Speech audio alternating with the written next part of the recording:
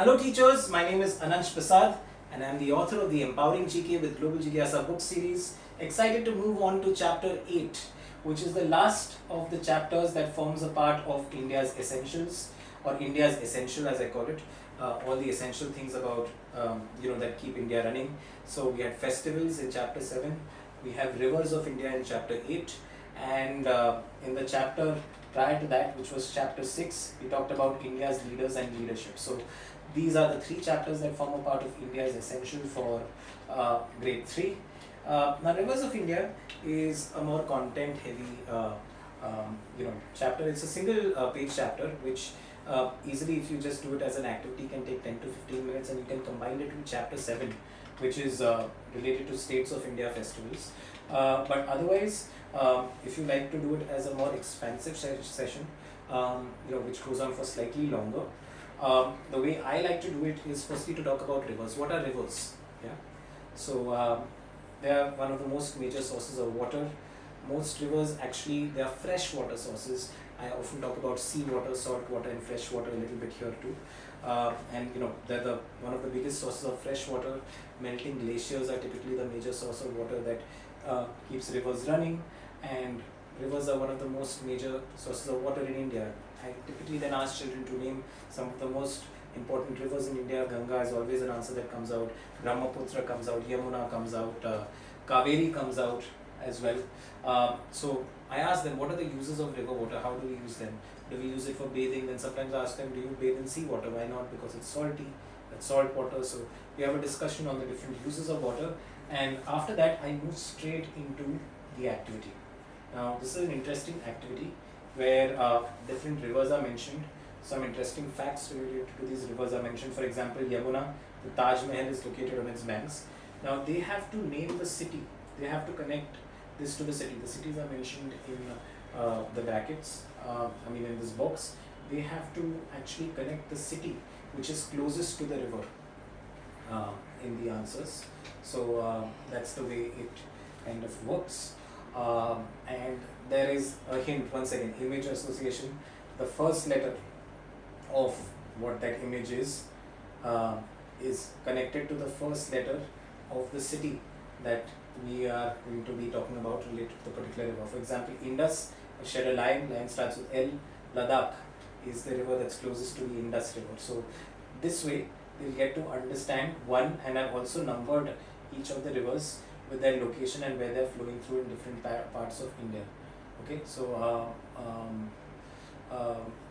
that way you can kind of indicate where these rivers are. They'll get an orientation of where these rivers are in India, and they'll also get to know about different cities that they are close to.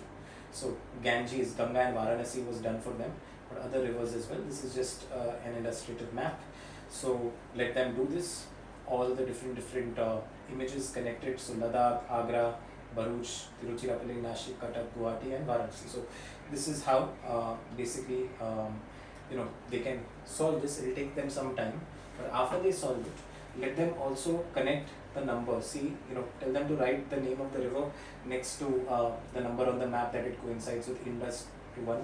So that way, let them do that and then discuss all the answers. So the idea is, at the end of it, they know where is a particular river in India. Geographical orientation is a major objective here. They should know where is the river, important rivers, the uses of rivers, and cities around. That's really what the objectives of this chapter are.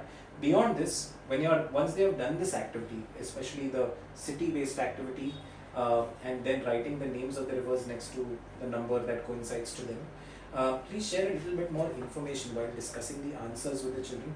Share a little bit of more information related to each river, and in fact, at this point, ask them about the different rivers that are there around their city or town or village. If they know of some of the rivers that are close by, so have a small discussion about them as well.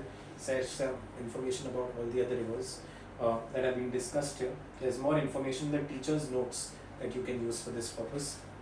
And beyond this, what I want all of you to do, if possible, if there is time, is talk about how rivers have played a very big role in how human beings have grown, how human beings live, because most of the major cities in the world are around major rivers or water bodies, and most of the major civilizations like the Indus Valley civilization of earlier India excuse me, of ancient India or the Mesopotamian civilization, each of these came about around different rivers.